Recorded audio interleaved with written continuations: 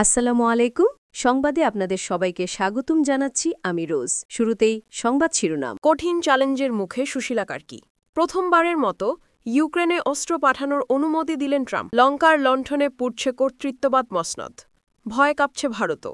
এতক্ষণ শুনছেন সংবাদ শিরোনাম, এখন বিস্তারিত। কঠিন চ্যালেঞ্জের মুখে সুশীলা কার্কি। নেপালে জেনজি আন্দোলনে সরকার পতনের পর সাবেক প্রধান বিচারপতি সুশীলা কার্কির নেতৃত্বে গঠিত হয়েছে অন্তর্বর্তী সরকার। সামনে নির্বাচন আয়োজন, অবকাঠামো পুনর্নির্মাণ ও ভূ রাজনৈতিক চ্যালেঞ্জ মোকাবেলায় কার্কি সরকারের প্রধান কাজ হয়ে উঠেছে। মূলত আন্দোলন ও সরকার পতনের পরে দক্ষিণ এশিয়ার এই দেশটিতে একেবারে নতুন রাজনৈতিক বাস্তবতা তৈরি হয়েছে। আর এসব কারণে সুশীলা কার্কির অন্তর্বর্তী সরকারের সামনে অপেক্ষা করছে অভ্যন্তরীণ ও আন্তর্জাতিক উভয় ক্ষেত্রে নানা চ্যালেঞ্জ। বুধবার 17 সেপ্টেম্বর এক প্রতিবেদনে এই তথ্য জানিয়েছে সংবাদ মাধ্যম কাঠমান্ডু পোস্ট। প্রতিবেদনে বলা হয়েছে, সাবেক প্রধান বিচারপতি সুশীলা কার্কির নেতৃত্বে নেপালে নতুন সরকার গঠিত হয়েছে। পরে 3 সদস্যের মন্ত্রিসভা দায়িত্ব নিয়েছে।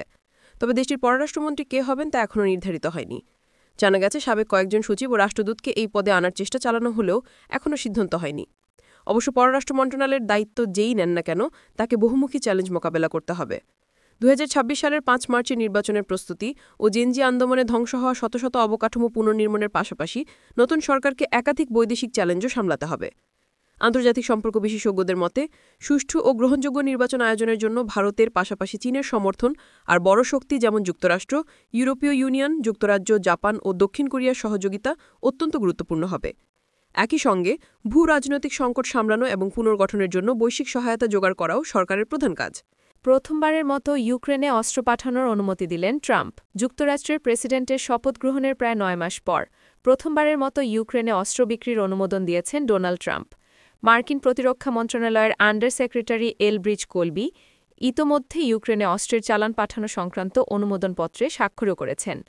মার্কিন প্রেসিডেন্টের সরকারি বাসভবন হোয়াইট হাউস এবং প্রতিরক্ষা মন্ত্রণালয়ের উচ্চ পর্যায়ের একাধিক কর্মকর্তা জানিয়েছেন, শীঘ্রই ইউক্রেনে 2টি অস্ত্রের চালান পাঠাচ্ছে যুক্তরাষ্ট্র। লঙ্কার লণ্ঠনে পড়ছে কর্তৃত্ববাদ মসনদ।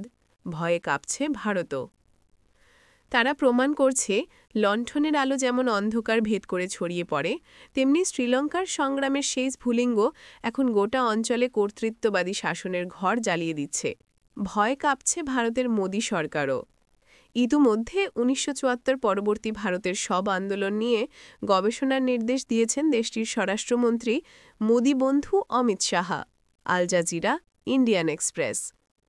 হিউম্যান রাইটস ওয়াচের এশিয়া অঞ্চলের উপপরিচালক মীনাক্ষী গাঙ্গুলি বলেন, 3 দেশের আন্দোলনের মূল কারণ একই: সামাজিক বৈষম্য, দুর্নীতি এবং বয়স্ক রাজনৈতিক নেতৃত্বের সঙ্গে তরুণ প্রজন্মের বিচ্ছিন্নতা। জেনজিরা জীবনের শুরুতেই 2টি অর্থনৈতিক মন্দা দেখেছে, 2008-9 এবং কোভিড-9 পরবর্তী সময়ে। সেই সঙ্গে 2টি বছর তারা ছিল সামাজিক বিচ্ছিন্নতায়। ডিজিটাল প্ল্যাটফর্মের প্রতি তাদের নির্ভরতা ও দক্ষতা বেড়েছে। অথচ তাদের নেতৃত্ব দিয়েছেন 70-এর ঘরে থাকা রাজনৈতিকরা।